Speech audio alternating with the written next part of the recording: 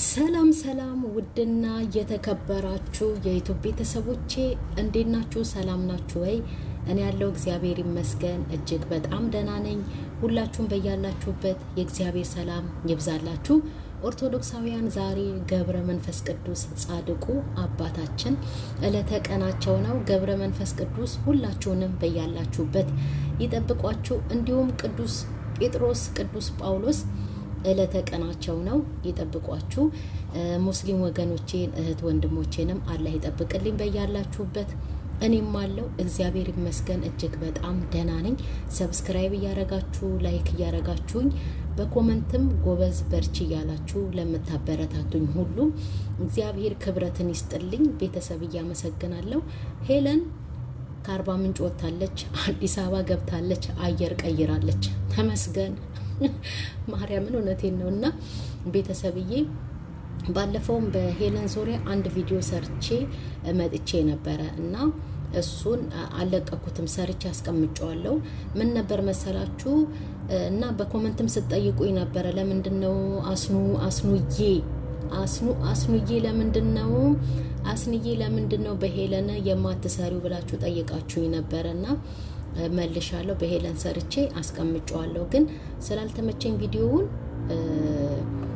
አለቀኩትም።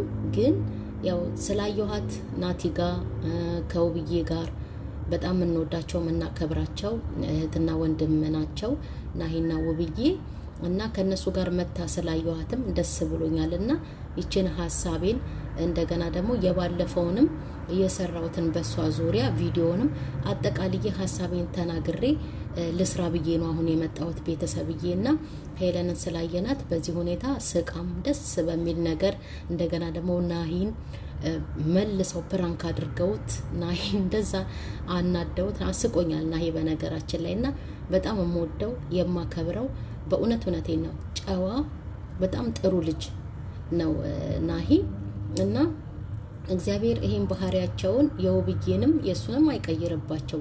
እንትና ደግሞ ልጃቸው ቆንጂት እሷንም በጣም ነው መወዳት። ጌታን የኔ ኮልታፋ በጣም ነው የምታስቀንና እሷም ደግሞ ፕራንክ ነው ብላ እንደምትመለስ ተስፋ አደርጋለሁ። ምክንያቱም የትም ብትሄድ እንደዚህ አይነት ነፃነት ያለው ቤት ማንም አያገኝም።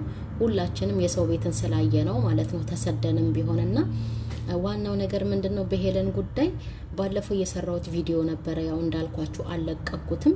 ሄለን ብቻ ሳትሆን ማለት ነው ሴት የተባለች ፍቅረኛ ይዛ ነገሮቿ አልስተካከል ብለው የተወች እንደገና ደግሞ ህይወቴ በዛው በቃ እንደዛ ነው የሚሆነው ብላ ለምታስብ ሴት በጠቅላላ ነው ይሄንን ማስተላለፍ የምፈልገው ማለት ነው። እና እኔ የሚሰማኝንና የምረዳውን ነው እንግዲህ የምናገረው። ምንድነው ባለፈው ልጁ ሄለንን አበባ ይዞ መጥቶ ጓደኛው አዲሱ ጓደኛዋ እንግዲህ ጓደኛ ነው እንጂ የሆነ ምንም ግንኙነት የላቸውም እና አበባ ይዞ ወድሻለሁ አፈቅርሻለሁ ብሎ ነው የመጣውና ሄለን በጣም ተበሳይታ አብዳ አልቅሳ ምናምን ነገር አይተናልና ቁጭ ብዬ ሳስባት ቤተሰብዬ እንደ የሄለን ህይወት በእንዳልክና በዚህ በናቲ በሚባለው ልጅና እንዳልክ በሚባለው ሰውዬ ተገድቧል ያላት ማን ነው? እንደገና ደግሞ ሁሉንም ሰው በአንድ አይን ማየት ምንድነው? የእውነቴን እኮ ነው። ህይወት ይቀጥላል። ለምንድነው አሁን ይሄ ልጁ ፕራንክ ነው ያደረጋት? ያው ኮመንት ላይም እንዳነበብኩት ደግሞ ባለትዳር ነው የልጅ አባት ነው ሲባልም አንብቤያለሁ። እንቅጭን ማለት ነውና ግን ቢሆንም ማለት ነው አሁን ዋናው ነገር ምንድነው ሰው ሁሌ አንድ አይነት ነገር ማሰብና አንድ ሰውን ደግሞ ባሳለፍነው ህይወት ባሳለፍናቸው ሰዎች ላይ እንትን ብለን አስታከን ማየት የለብንም። ምክንያቱም እንዳልክ ሌላ ነው፣ ናቲ ሌላ ነው። ይሄ የመጣው ልጅ ደግሞ ከዚህ በኋላም የሚመጣው ሌላ ነው እንጂ ሁሉንም በአንድ አይን ማየት ተገቢ አይደለም። ማሰብ ደግሞ ያለብን ፍቅረኛ ስንይዝ ወይ ደግሞ ጓደኛ ስንይዝ ቤተሰብዬ ሁለት ነገር ነው አስበን እዛ ነገርን ውስጥ መግባት ያለብንም መጀመሪያ ያለብንም። አንደኛው ነገር ትክክለኛውን ሐሳብ ማሰብ ያለብን በቃ ይሄ ፍቅረኛና ጓደኛ ሆነን ስንቀጥል የፈተና ሰዓት ነው፣ ከሆነ ይሆናል ካልሆነ ይቀራል ብለን ማሰብ አለብን እንጂ ሙሉ ለሙሉ አስበነው በቃ ይሄ ህይወት ይሆነኛል፣ ትዳር ይሆነኛል፣ ወደፊት የልጆቼ አባት፣ ወደፊት የልጆቼ እናት ትሆነኛለች ብለን አስበንበት ወዲያው ምን ጀምረው ነገር አይደለም። ምናልባት ካልተስማማን ይቀራል እንተተዋለን ብለን ማሰብም አለብን። ሌላው ነገር ደግሞ ቤተሰብዬ ሁሉንም ሰው መጥፎ ነገር አድርሶብን መጥፎ ነገር አድርጎብን እንዳሳለፈው ሰውዬ አድርገን መመልከትም ተገቢ አይደለም። ምክንያቱም ሁሉም ሰው ቢፈጠር አንድ አምሳል አንድ አካል ቢሆንም ባህሪው ጸባዩ የተለያየ ነው እና በእንዳልክ ቦታ ያን ልጅ ማየት የለባትም ሄለን ወይ ደግሞ ሌላ ሴት በዛ በቀድሞ ፍቅረኛዋ ወይ ጓደኛዋ በነበረው ሰው አሁን የሚመጣውን አዲሱን ሰው ማየት የለባትም እና ዋናው ፈተና ደግሞ የሚጀምረው ቤተሰብዬ ፍቅረኛሞች ምናምን ነገር ሆነን ሳይሆን ትዳር ውስጥ ብለን ጥቅልል ብለን ስንገባ የዛን ሰዓት ነው ዋናው ፈተናው የሚጀምረው። የፍቅረኛሞችማ ሰዓትና ጊዜ ወዲያው ነው ቀኑ የሚመሸው፣ ወዲያው ነው የሚነጋው። በስልክ አሎ ነው፣ አዲስ ፍቅር ሲያመናቅር ነው፣ እፍ ነው። ጊዜውም እንዴት እንደሚመሽ እንዴት እንደሚነጋም አናቀውም። ያው እንገባበዛለን፣ ሻይ ቡና እንባባላለን። ወይ ሲመሽ ወደ ቤት እኔም እሱም ወደ ቤት ይሄዳል። ያ ጊዜን አናቀውም፣ አናሳልፈውም። እንጋጫለን፣ እንጣላለን። እንዴት እንደሚያልፍ አናቀውም። እንጋጫለን፣ እንጣላለን። ወዲያው ደግሞ በስልክ የኔ ፍቅር እንነጋገራለን፣ እንታረቃለን። ለምን? አብረን አልኖርንማ። ገና እኮ ነው አብረን አልኖርንም። አብረን ስላልኖርን ወዲያው ተመልሰን እንታረቅና የኦፍ እንላለን። ግን ዋናው ፈተና የሚጀምረው ፍቅረኛሞች ሆነው ሳይሆን ትዳር ውስጥ ሲገባ ነው ቤተሰብዬ።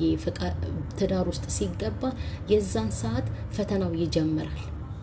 ለዛ ነው በማንኛውም አሁን በኦርቶዶክስ እምነት ተከታይ 6 ወርና ሲያስተምሩን 6 ወርና አመት የፍቅረኛሞች የመጠናናት ወቅት ነው።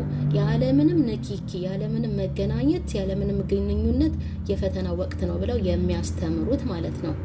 ለምን ወይ ይሆናል ወይ አይሆንም ብለን የምናቋርጥበት ሰዓት ነው።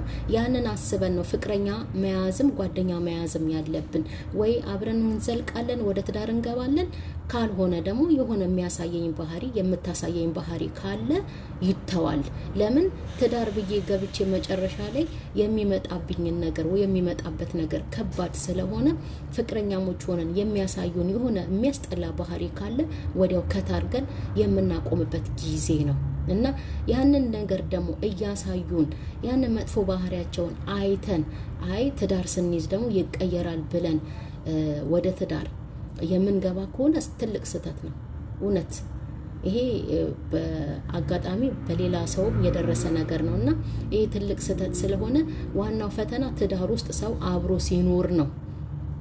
ተቻችዬ እንዴት ነው ማሳልፈው ብሎ ማሰብ ያለብን እንጂ በፍቅረኛሞች ወቅት ሆነን የመጣው ሰው ተጣልተን አብረን አሳልፈናል፣ በርግጥ በልተናል፣ ጠጥተናል፣ ወይ ህይወት ይሆነኛል ትዳር ይሆነኛል ብለን ነው ያሰብነው።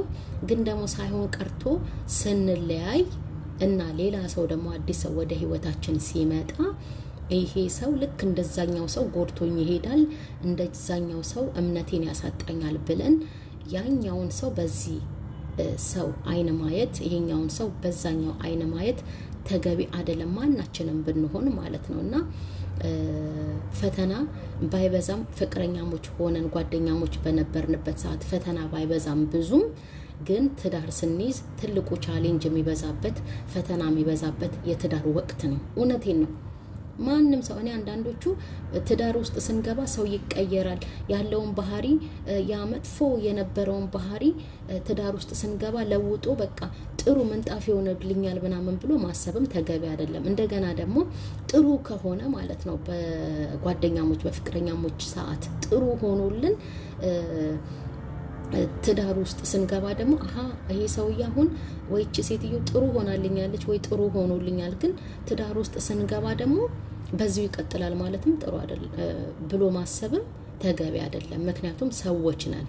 ስለዚህ ሁሉንም በአንድ አይን ማየትና በአንድ አይን እያዩ በአንድ ሀሳብ እያሰቡ የመጣልንንም መግፋት ጥሩ አይደለምና ይሄንን ቪዲዮ ነበር በሄለን በባለፈው እየሰራሁት ቤተሰብዬ እንግዲህ ሄሉ